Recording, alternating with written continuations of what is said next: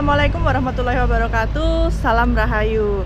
Selamat sore pemirsa wisata Nusantara. Saat ini saya sudah berada di Museum Jenderal Sudirman, Magelang, Jawa Tengah. Nah, kita akan mengulik soal sejarah Jenderal Sudirman ini. Yuk ikuti perjalanan kita hari ini. Monggo.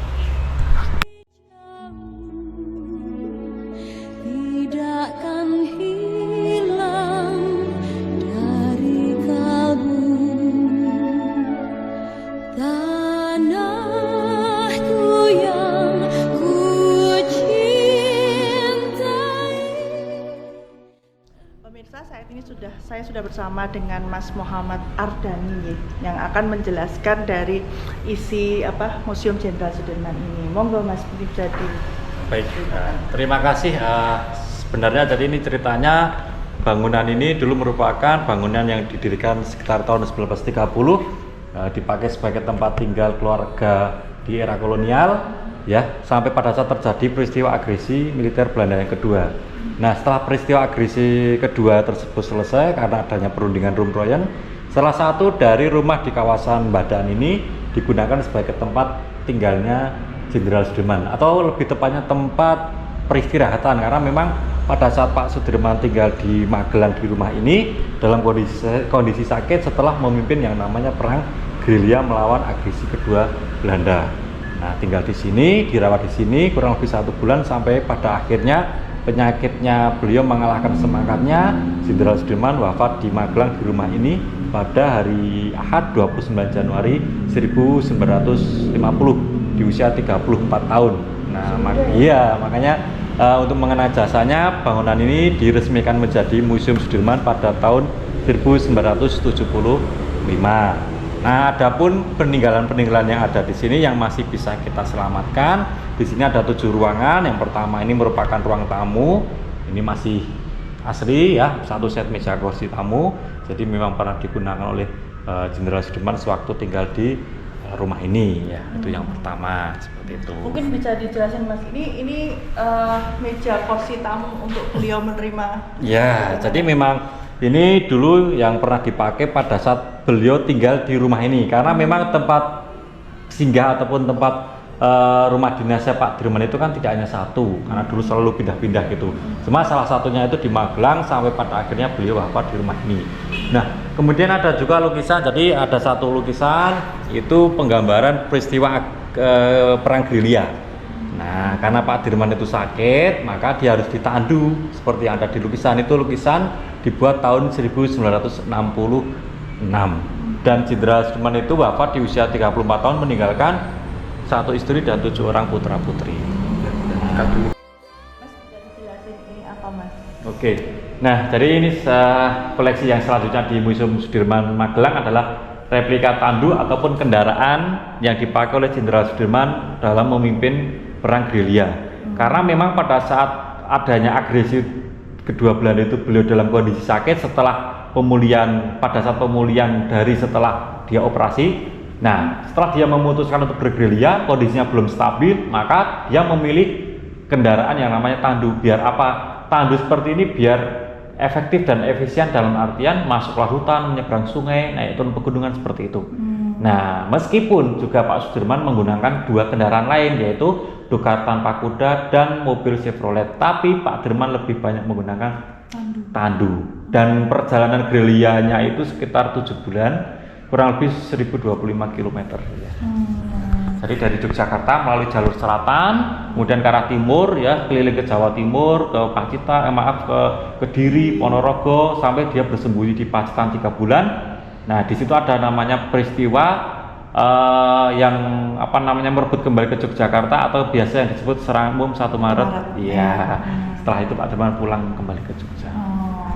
Kalau mana Mas, mohon maaf, kalau yang untuk aslinya di mana ya Mas ya? Nah, jadi tandu yang aslinya itu sebenarnya masih ada. Nah, ini bisa kita lihat di sini. Nah, ini adalah foto koleksi tandu yang asli.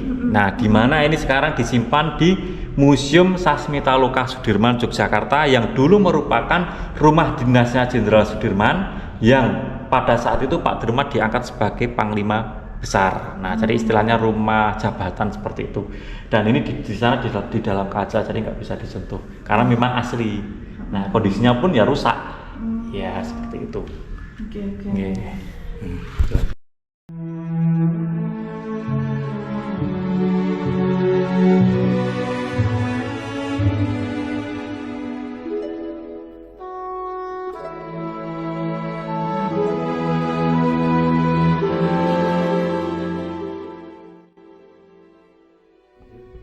Ya, Mas, ini kan ada tempat tidur. Apakah Ya. ini tempat tidurnya beliau atau Nah, bagaimana? jadi memang kita saat ini berada di ruangan yang sangat spesial ya, karena di sini merupakan kamar yang dulu pernah digunakan oleh Pak Sudirman ataupun Jenderal Sudirman sewaktu tinggal di Magelang sini, dan ini adalah tempat tidurnya, tempat perawatannya di rumah. Ini sampai pada saat beliau wafat di Magelang di rumah ini.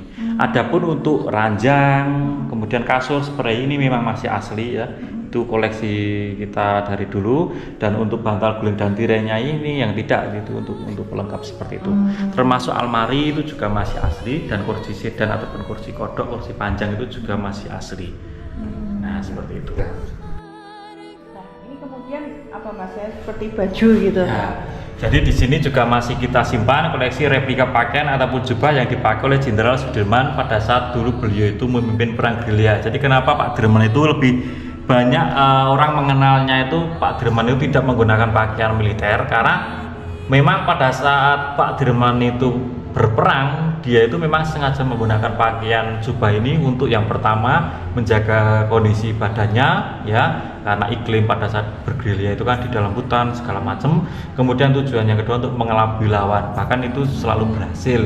Dengan menggunakan pakaian seperti ini tidak mudah dikenali bahwa itu seorang jenderal seperti itu ya. Berarti ternyata memang ya pakai ciri khasnya Iya, jubahnya iya, ini ya. ya, jubahnya. Makanya sampai saat ini pun banyak orang kan mengenalnya seperti itu, malah dia pakai jubah, kemudian dia pakai ikat wulung namanya seperti itu.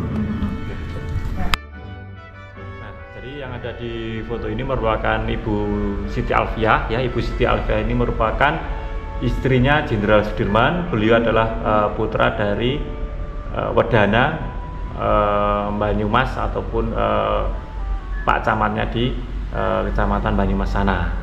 Nah, ini namanya Ibu Siti Alfiah. Kemudian Jenderal Sudirman meninggal di usia 34 tahun, meninggalkan 1 istri dan 7 orang putra putri. Jadi ini Ibu Siti Alfiah beserta ke-7 putra putri yang ditinggalkan oleh Jenderal Sudirman. Jadi dulu beliau itu ya masih kecil-kecil pada saat Pak Sudirman itu wafat ataupun meninggal seperti itu. Nah, kalau keturunannya sekarang tinggal di mana Mas? Nah, jadi salah satunya ini. Jadi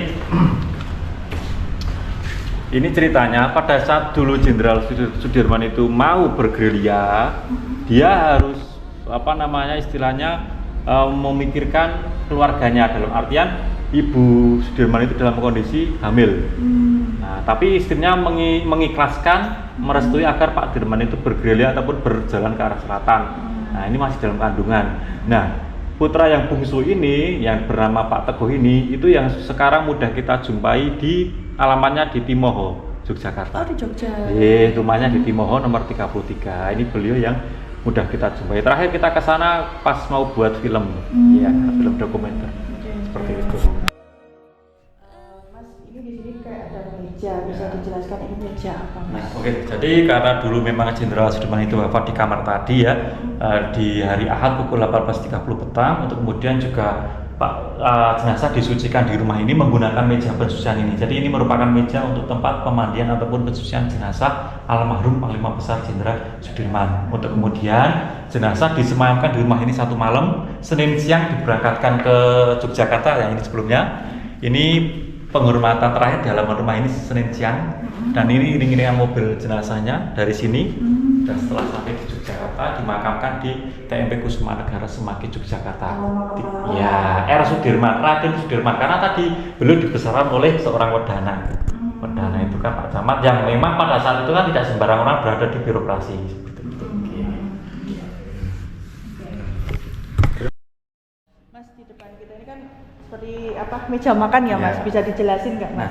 Jadi ini juga bagian dari koleksi kita yang masih asli. Jadi ini juga peninggalan di era kolonial. Meja kursi ini dipakai sebagai tempat dahar ataupun tempat makan pada saat Pak Dirman tinggal di sini. Dan ini juga menarik karena bisa dilepas. Jadi meja ini bisa dibesarkan, bisa dikecilkan ya. Jadi nanti kalau kecil jadi lingkaran, kalau besar jadi oval seperti itu. Dan ini juga koleksinya masih asli seperti itu. Nah, termasuk satu lagi ada lukisan ya. Jadi itu ceritanya pada saat agresi kedua itu selesai, itu penyambutan para pejuang di Susteran. Susteran itu saat kalau boleh diketahui itu adalah daerah itu loh, SMA Tarakanita yang sini. Nah, jadi setelah Polwil itu, nah itu kawasan Jalan Susteran. Nah, ya, Mas bisa dijelasin nggak bagaimana Jenderal Sudirman ini bisa memenangkan peperangan ini? Ya, kalau kita jelaskan kenapa Pak Dirman selalu lolos dari kejaran ataupun peperangan. Jadi memang itu salah satu dari strategi perangnya Pak Dirman yang dinamakan strategi gerilya ya, dan dukungan dari masyarakat yang makanya perang gerilya itu pun disebut juga sebagai Pramesta, perang rakyat semesta. Dan bahkan Pak Dirman itu hal-hal yang tidak pernah dilupakan oleh Pak Dirman yang sampai saat ini juga masyarakat meyakini itu adalah 3 hal yang tidak pernah dilupakan oleh beliau. Yang pertama itu terjaga wudunya, yang kedua sholat di awal waktu, yang ketiga senantiasa berzikir bersama masyarakat. Nah itu sudah terbukti semua. Contohnya terjaga wudunya itu Pak Dirman dan selalu dalam kondisi bersih, suci, itu selalu membawa gentong tempat air dan kendi untuk menuangkan airnya untuk bersuci. Kemudian yang kedua sholat di awal waktu, itu jelas terbukti begitu waktu sholat tiba beliau selalu tunaikan, dalam artian suatu peristiwa di daerah Trenggalek itu Pak Dirman terhalang barikade. Sementara tidak bisa lewat, tapi waktu maghrib tiba Pak Dirman mencari langgar, tidak berusaha untuk membuka barikade bersama para ajudannya, tapi Pak Dirman malah mencari musola ataupun langgar untuk menunaikan sholat maghrib. Kemudian senantiasa berzikir itu juga terbukti bahwa itu juga sudah pernah dimasuk di frame film. Jadi suatu saat itu Pak Dirman sedang mengaji ataupun berzikir bersama dengan warga di suatu tempat, di suatu majelis. Itu ada satu warga yang memberitahukan keberadaannya Pak Dirman ya di situ dengan orang Belanda. Kemudian setelah ditinjau di situ ternyata dikiranya orang Belanda itu adalah bukan Sudirman. Ini hanya Pak Kiai bersama istilahnya para santrinya. Ini bukan Sudirman dan para tentaranya. Gitu. Berarti tidak dikenali ya? Tidak dikenali, tapi di situ kegiatan zikir terus, tidak putus seperti itu. Nah, itu yang sampai saat ini juga saya secara pribadi juga meyakini bahwa itu tidak akan amalan yang tidak pernah dilupakan oleh Jenderal Sudirman sewaktu semasa hidupnya seperti itu. Berarti 3 amalan tadi ya. Harus sholat tepat waktu, ya, berzikir, ya, terjaga wudunya. Ya, oke. Ya, terima kasih untuk Mas untuk informasinya. Semoga tetap bisa terjaga terus Museum Jenderal Sudirman ini dan bisa tersebar bahwa masyarakat dan remaja juga makin tahu terkait dengan sejarah tersebut. Nah, pemirsa wisata Nusantara, sekian perjalanan kita di Museum Jenderal Sudirman Magelang, Jawa Tengah. Ikuti terus perjalanan kita berikutnya. Matur nuwun. Wassalamualaikum warahmatullahi wabarakatuh. Salam Rahayu. Ku